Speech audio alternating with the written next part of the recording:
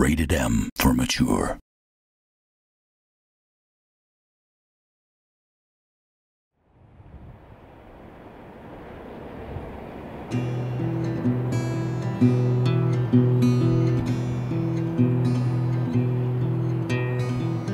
Well, we started Telltale because we wanted to make television-style video games. We wanted to make things that were really dramatic and full of awesome characters. When we set out to build episodes, it really was for us a lot about, wow, this is a lot like what TV does, and we can do cliffhangers and we can keep people engaged over time. Our core mechanic is in the investment in these characters. It's about how to tell a story and let the player take ownership of their part in this story. The Telltale ethos is kind of baked right into the name of the company. They're storytellers.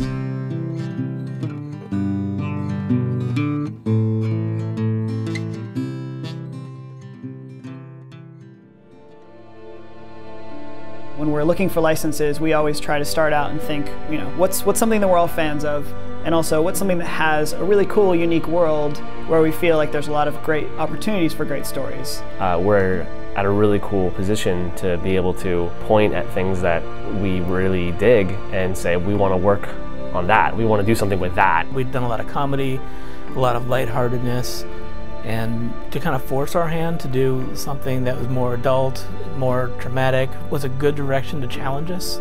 We had a lot of fans of the Walking Dead comic books in the studio. You know, it just seemed natural to reach out directly to kind of the creative source of this material and go from there. As I understand it, Robert, I think, was just pleased and relieved, as all storytellers together, you know, the Telltale guys and Robert, I think they were all speaking the same language from day one. The thing that's important about The Walking Dead is that, you know, it has heart and it has drama, and it's about people surviving in this world, and it's about how they deal with the end of the world and how they interact with other people and what that does to a person. Being able to pitch them a brand new character with a brand new story, but still keep the themes that he's worked so hard and over so many books to really explore, was like a great experience. He was really receptive to that. That's what appealed to me about Telltale. You know, you can play Left 4 Dead, you know, you can play Dead Rising, you can play Resident Evil. Those are all great games, and right. I do that, and I think other people should do that. But to do a Walking Dead game that's just that would be pointless. I had worries about it when we first pitched it. Any good zombie story is not about killing zombies, it's about the connections with the people. And it took a while for me to wrap my head around how do you make a game out of connections with people. We sort of had that epiphany of, well, if people are playing for the stories, why don't we make the stories as interactive as possible? And that's sort of where I think choices came from. You know, we went from a traditional template of adventure, if you will, where it's a point and click, where you exhaust all your options in dialogue before you can actually go on, move on and do something else, where you can gather all of the information that you want before you make a decision about the kind of strategy that you want to employ going forward.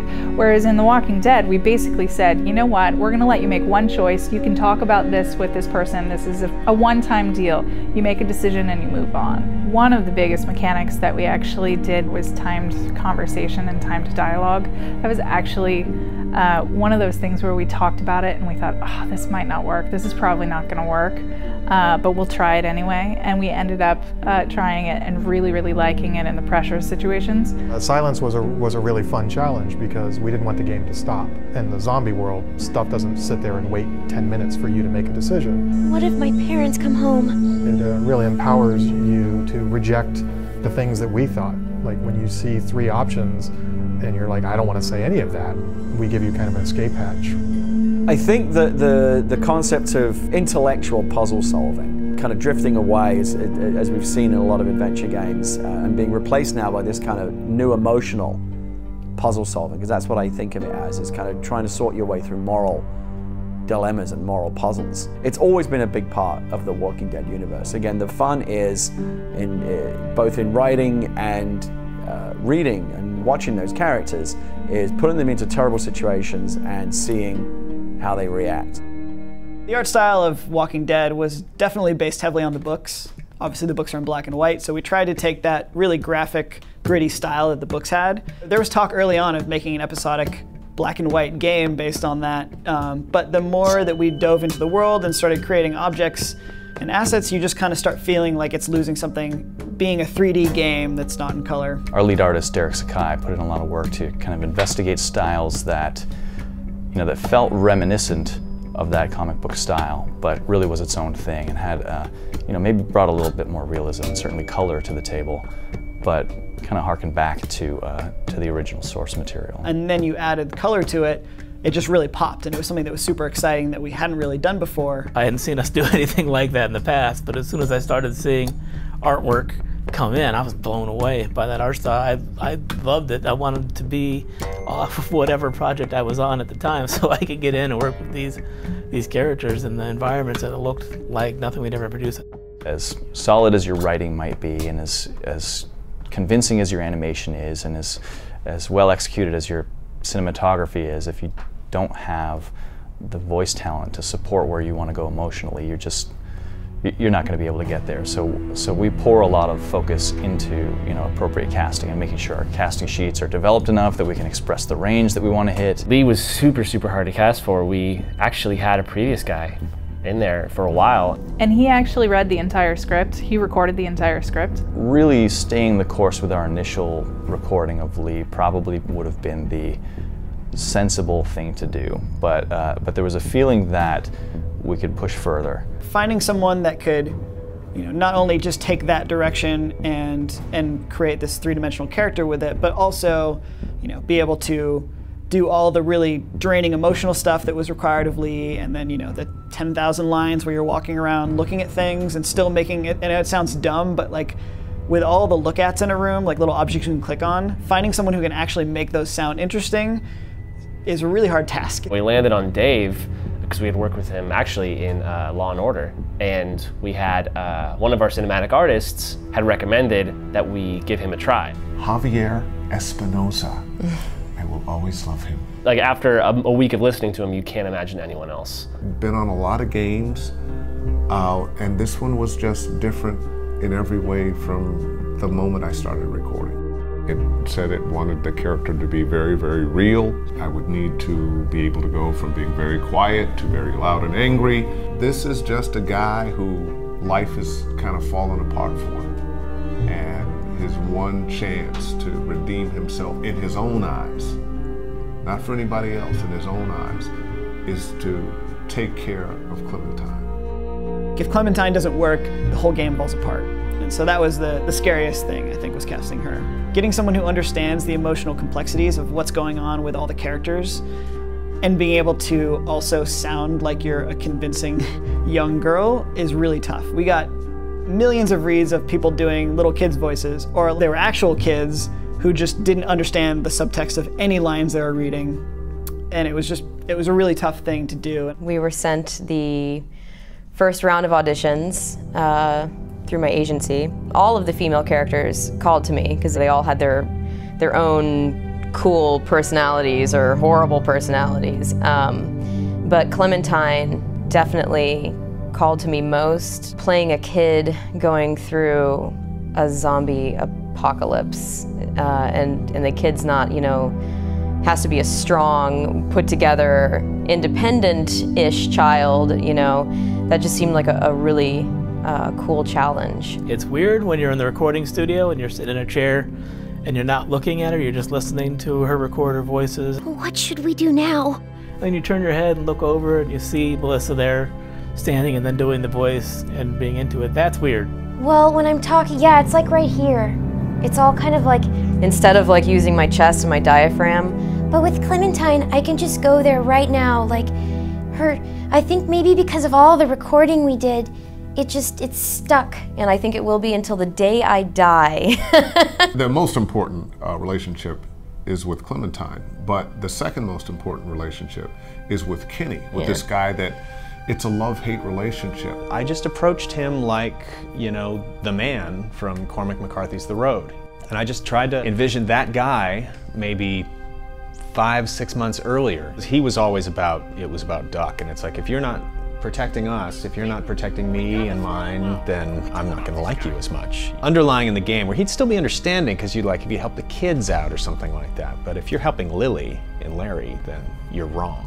Some of my favorite moments are, these conflicts between Lily and Kenny. This isn't your own personal dictatorship. See, one of the strengths of the game, I think, is that we put together, I'm fortunate enough to be able to put together such an amazing voice cast. It's a great ensemble. So the music was definitely one of those things that, you know, it required a lot of conversation back and forth. And Jared Emerson Johnson, who does the music for our games, is super awesome. And, you know, he's really great because you can sit in a room with him and kind of just describe the feel of a certain scene or just the game at large or certain themes you're trying to hit. And he's really good at just internalizing that and going away and coming back with a ton of options that are all awesome. In fact, that's usually the problem, is that they're all really good. And now you have to choose which one you're going to go with. Our approach from the very beginning was really thinking, if we don't need music, let's not have it. So if it's a sad scene, well, look at the scene. Is it sad enough? Does it convey everything enough? If it works on its own without any music, leave it, because we wanted it to be, you know, as sort of real as possible. And then it was pinpointing those spots where, okay, this could use a little lift, or, you know, this is really scary, we want it to really be shocking. They were very cautious about ever having the music lead the emotion. We always wanted it to be kind of supporting what was already there and never making it bigger the way that, you know, in some, especially in, you know, a lot of film, a lot of really big, epic, dramatic film, you know, the music kind of pushes the emotion even further than where it would normally go. And for this, we wanted to just have that ceiling of where the emotion is in the character performances and in the writing, and have the music just be right up there with it, but never pushing too far beyond, because it can start to get melodramatic that way. You know, some of these scenes that are really heavy, that even as a developer, you know, and knowing what's coming, I kind of struggle to get through dry-eyed. I feel like no small part of that is from Jared's contribution with the music. You know, both in terms of conveying the mood, but also, you know, being able to subtly establish themes that recur with particular characters and have that through line throughout. Sound is the kind of thing, if you recognize it, if you notice it, you're doing something wrong. And in the Walking Dead game, it's just right. It just helps move the story forward. The crunches, very effective. Very effective. It's very effective. Like early on, we made a lot of impactful gore, axe hits and stuff like that. We took a lot of recordings of vegetables being snapped, but you get enough of this going. We got, I think, basically the entire Telltale office to do the zombie voices. Everybody wanted to be a zombie, so we got them into the studio and we just started recording them. And it's not as easy as we thought to kind of get that guttural, kind of nasty zombie sound. But yeah, there was about 5 or 10 people that just nailed it. And then we did various things, you know, in post-production, like there's a babysitter zombie. We just kind of wanted to take it to the next level, so we pitched her down just a little bit. And just that little bit of pitch kind of makes you feel a little bit uncomfortable. Here, working on a game leading up to the last 2 weeks, like right before we give it to Microsoft and Sony for certification, is pandemonium and chaos. I'll say there was definitely some nervousness on my part.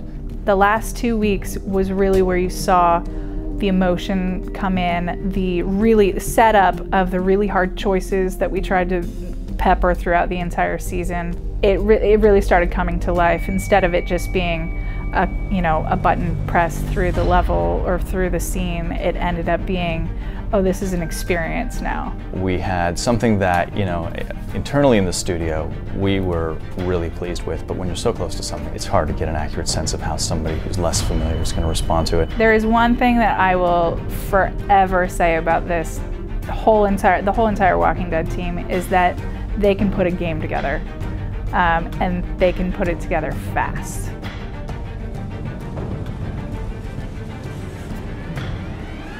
It was a weird thing to watch The Walking Dead grow up and go out into the public. We got a lot of response that we weren't expecting. I thought it was a special game. I thought it was a remarkable story. I thought it was risky.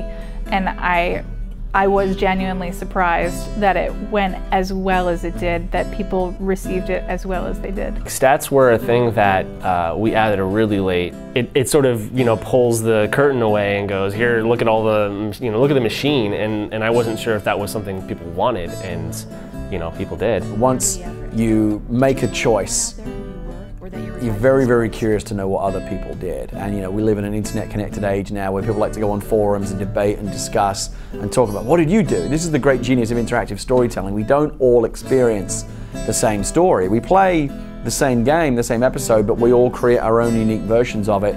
Working in a live development environment, we've been able to take what people love about an episode and hate about an episode and address it in the next episode, because we're always in a feedback loop. We're always working with the audience, and the audience is bringing out the best in us. After seeing the numbers and seeing how they shifted, that really made an impact on the way we design things. We want that to be at the 50-50, so let's put the time and effort into making sure that we've built it up enough so that it doesn't go by. People understand what's at stake. People have to pause the game or want to pause the game and say, oh shit, I don't know what to do.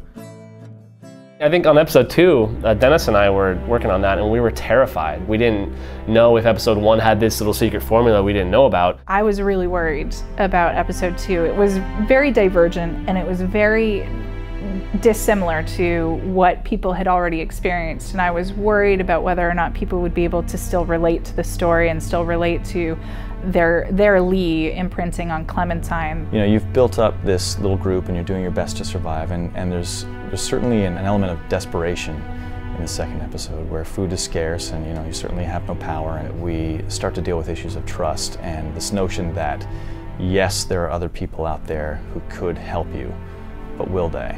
In episode 1, the entire internet community was just crying for Larry's blood. He's bitten! We gotta throw him out! I'm gonna kill him, Cat! And so at the time we were making episode 2, crap, we have this choice where people get to either help kill Larry or try to prevent Kenny from killing Larry. And at the time I thought, well, the entire internet hates this guy.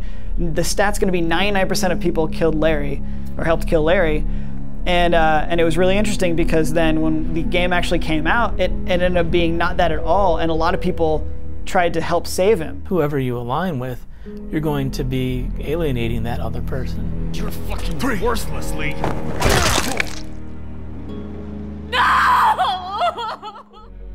At the end of episode 2 was originally planned kind of a lot more of like action, suspense, tense moment where you're facing off with Andy St. John and eventually get him on the ground and you're on top of him, just like this one right here. It was more of like a catharsis revenge moment. I was working late one night trying to figure out how we were going to play that sequence, and basically was going through all these unused tracks from episode 1, found the string track. Eventually I just booted the game and started playing through the rough pieces we had there, and just having that track colored the entire scene in a completely different way. And now you're sitting on top of him, beating his face in, and like that. When the string track comes in, it's perfectly timed to just a couple punches in. So you're thinking like, all right, I'm getting revenge on you, man. And then all of a sudden it kicks in. You start thinking like, yeah, okay, man, this is kind of, ugh, geez, this is sort of depressing. And then cut to Clementine and all the group sort of walking over and standing there judging you for what you're doing. And then we throw control back in your hands, and it's like, you can keep punching, man. It's a video game, do it. But a lot of people just kind of stood there in the playtest and were like. And then most people just backed out and then got off of him. Let's go. So episode 3 was definitely our Empire Strikes Back. It was our dark middle of the season. You've been in this motor inn for several months, you sort of build up this life, and all of that gets taken away from you. All of the people you care about get taken away from you. I worked on the Doug Carly death in episode 3, and it wasn't working. Things were not feeling good. Everybody knew what was going to happen. And we just had Lily shoot Carly from off screen. What the fuck's the problem? And Eric Parsons, the episode director, he came over to my desk and I showed it to him and he jumped. And I knew we had it, finally. We were gonna have to start killing people off. It's The Walking Dead. You can't keep everyone alive. And we knew that we really wanted to pivot Kenny at that point. At the beginning, he kind of has everything, and episode 3, he loses everything. what is going to happen with, you know, it's like my wife is laying there, you know, my son is laying there. What am I going to do with myself? It was difficult for sure because, you know, again, it was that emotional challenge that I'd never really had before, but I loved trying it. It was a lot of fun. It's really important that we did the deaths in such a way that it really meant something to you. We're not trying to manipulate people. That's not the intent. It's definitely to sort of prove to you that in the Walking Dead universe, as is in the comic book universe, nobody is sacred. Nobody is going to come out of this alive just because they're your best friend. Omid and Krista being added to the group late in episode 3, you know, you're at this real downer low point in the story, and as a player you're just like, oh my god, can this get any worse? And in comes Omid with this upbeat, positive attitude, which is there in the writing, but also, you know, from a performance perspective. What's the deal with the train? We're driving it. Oh man.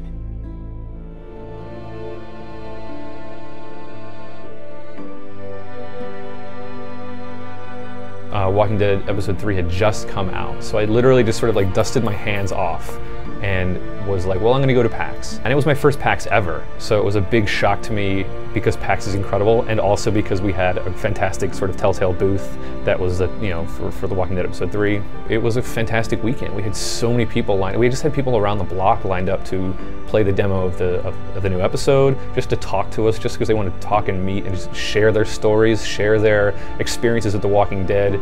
You know, sitting on their couch with their girlfriend or their boyfriend, sitting on the couch with their loved ones, playing this game, and what it did to them. There's this family that found us at PAX who played together at game night as a family, and they would pause the game and just discuss and argue over what were they going to do next. The panel we did at PAX that year was, I had mixed emotions about it because it's always great to get up and see the audience in front of you. You know, you put these things out into the world and you get reaction, but you don't necessarily see your audience. It was just nerve-wracking for me because the timing of that PAX panel was right after those 3 episodes that had done so well. We had pretty much built episode 4 at that point, but it wasn't yet shipped. So we had to go up and A, be very cautious about spoilers, but B, it really, again, seeing all the faces of those people out there, people that really were waiting for episode 4 and 5, again, I just felt that tremendous sense of responsibility. Like I didn't want, my piece of it to lower the average. When you're directing an episode, you're sort of given the framework of here's where it fits in the season, here are the big things that need to happen, and so we knew how episode 4 was going to end, and we knew where episode 3 ends. So it was sort of a matter of what story do we want to tell, and in working with Gary and Sean and Jake, we spent a long time figuring out what it was about. I wanted it to be the episode where you're exploring and you're uncovering like a mystery, and everything sort of in all of our decisions, I was always trying to push exploration. I kind of just wanted it to feel like a Silent Hill episode, and it's always about uncovering the next piece. Molly was one of my favorite things about working on episode 4. I think, we decided early on that one of the things the story needed was a Molly-like character, just someone that can come along and really kick some ass for a change. The characters in the Walking Dead universe are getting their asses kicked so often that we wanted someone that could kind of kick back a little bit. So we knew Ben was going to die in episode 4. People give him shit for sort of being a doofus. He's always messing things up. Ben, where did you get that? Shit! First time that we presented it to players at a playtest, they almost all saved him. And that was, I felt like we had kind of crossed the line of presenting a choice that was too easy for players. They all wanted to be the good guy. They all wanted to do the honorable thing. So we actually went back and almost completely rewrote Ben in episode 4 and tried to present him to the player in such a way that we made a better argument for why you might want to drop him. You put that girl in danger again, it won't be walkers you have to worry about. When Lee gets bit, we really sort of got to turn all your choices around on you and have the group sort of, confront you, and you can either be honest with them or conceal the bite, but for once having them make choices instead of the player was really fun. Like I sort of could imagine someone playing as Kenny, like in some alternate universe. So you can end F4 8 different ways, which means you start F5 8 different ways. And then there's different ways to get out of the morgue with and without your arm. And I think there's a couple of different ways that you can actually cut off the arm. The arm chop alone is the best It's the best version. It's so good. Lazar Levine did a great job with the removal of Lee's hand. He had actually recorded Foley with a saw and some chicken bones. Bone in, skin on chicken breast. The skin had a really rubbery, nasty texture, and the little bones snapped when I cut through them. Just mic'd it up in my kitchen, mic'd it up real close. Got this nasty sound. On top of this, all these nasty sound effects, you've got this great performance from Dave Fennoy, just screaming his guts out. It's a horrible scene. I believe the way that, how Kenny, whatever happens to Kenny, I liked the way that it ended up playing out, because it was an opportunity for him to just be like, all the bad that we had, either between Lee, all the bad with Ben, it's like, none of it matters. You guys just get out of here. Because it just, it made Kenny seem like more of a badass, which was, we always want. So it was fun to, to have it resolve that way. Kenny, please!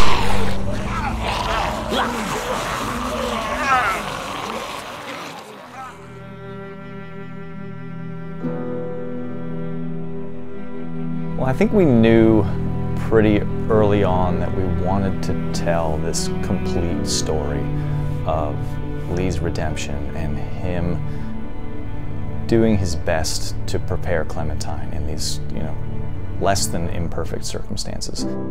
It started at the place where he was a flawed character who had done some bad things and still had to answer for that. And that answer was to be a better person to Clementine at any cost.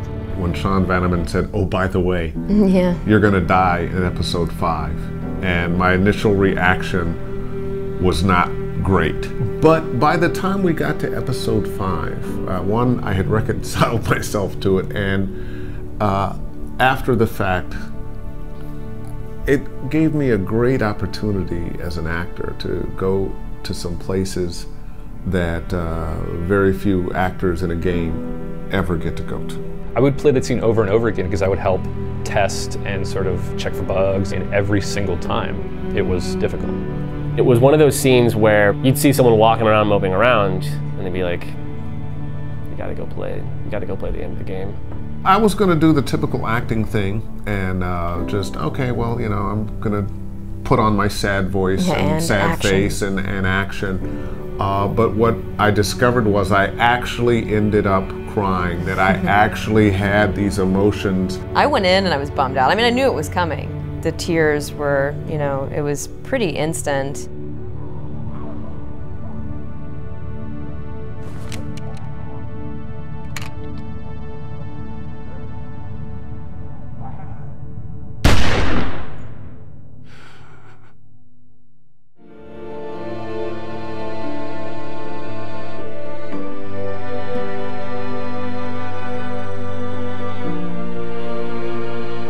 A bunch of the Telltale people, the cinematic artists and designers, writers, and everybody else was kind of gathered over at Dennis and Art's house. He said, everybody come over to my apartment tonight. We're going to watch the VGAs and we'll drink to commiserate when we lose. And we were happy to hear our names, to hear people say, and up for nomination is The Walking Dead. It's not the typical game you see getting that kind of recognition. You feel a bit like you're in the company of giants. I don't think anybody expected us to win, but we were all still secretly hoping that we would. We knew we had a chance.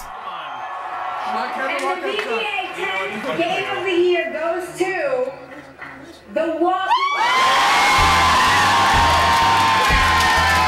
It was so surprising. I couldn't talk. Walking Dead fans, this is obviously for you. Thank you so much. Just want to thank everyone at the studio. Thank you so much to the people we work with. Holy cow. I'll never forget it. It was an amazing experience.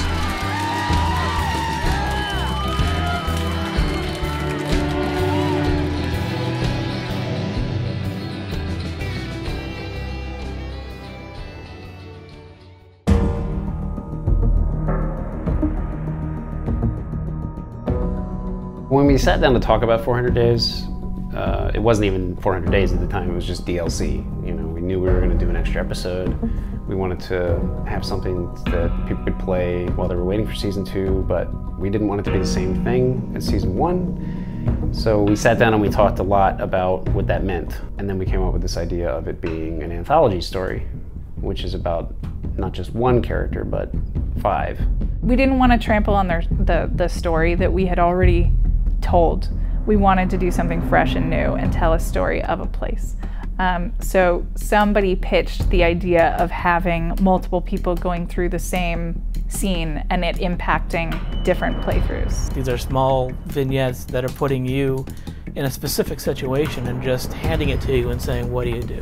We really wanted it to have a reason to exist. We didn't want to just have it a little extra bit of Walking Dead, like, oh, it's a little extra snippet, you know. Even if you have nothing to do with the rest of the season, it's still a really interesting thing. And we wanted to try an experiment, try different ways of making a story. You know, Telltale's always trying to change the way that it makes stories and try new things and experiment. Let's mob them.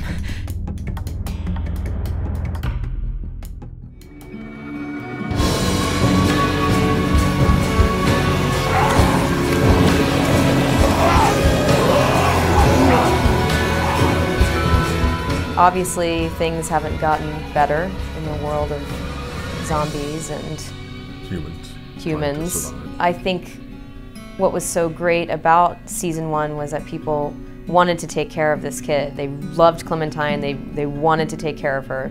And now the tables have turned and she's gonna be the one that you play. I guess initially I was like, well, people react to that. Maybe they would still want someone to step into Lee's shoes, and which you can't ever. Never. But like I said, after reading the script and going into record, it just felt so right. Playing as a grown man and playing as a pre-teen girl, they have way different fighting styles. Clementine is very evasive. She's very trying to scramble out of anyone's way. Like zombies grabbing her, she scrambles out of the way. Uses the environment a lot more instead of brawn. She's no Michonne, you know? she's not there, and I think that's going to be the essence of why people love her character, is because she still is Clementine, and there's an innocence and maybe even a slight glimmer of hope that still lives within her. It's posing some challenges, but it's also very cool because it's very different. We learned a lot through 400 Days, and we learned a lot through all of season 1. We're going to take what we learned there and just amp it up for season 2. We've heard a lot of people say, you're going to play Clem in season 2, you better not hurt her. She's in Robert Kirkman's zombie world. The player is pretty much the only thing she has going for her at this point. I want to see what happens with Clementine. It's the Lee in me that still wants to protect Clementine and you know, is rooting for her. I think she's going to do you proud. All right, all right. That's what I want to hear.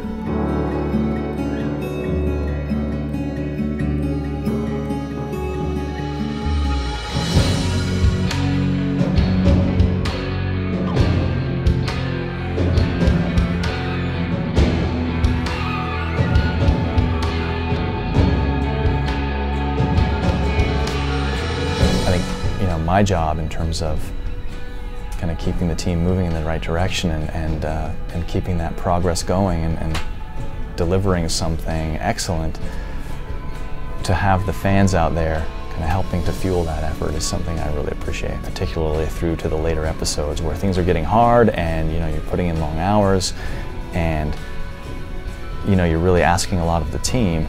I think to have that positivity out there to help push people through that was definitely a plus.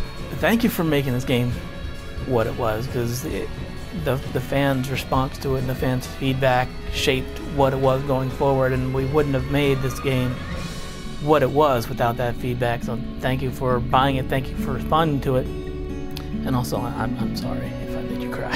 Thanks for making this game successful and letting us make more, because we get attached to these characters too, and you know, internally I think we spend so much time with them that we really hope that everyone else will like them too.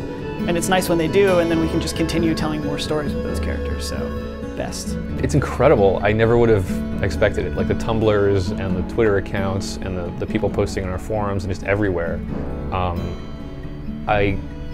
I've never seen anything like it. I love going and watching people play live streams of the game with their friends and seeing the reactions when the characters that they like get killed off. like, this is cool. This is exactly what we always hoped would happen, you know? It's just people getting together and kind of, like, one, enjoying the game, but two, just being so passionate about it that they're like really going to bat for like the choices they made. These ones are always the most tragic. When you see, people always want to draw the characters being happy. Have you noticed that? Because they get so little of it in the game that they feel like they need to kind of project this kind of mythical, happy life onto these characters. You know, it's funny how much people love Ben. It seems like a lot of people don't like Ben in the game, but there's so much fan art. I wouldn't be surprised if you did all the numbers, you would see that Clementine is probably the most drawn character. I think by the end you realize it was really Clem's story all along.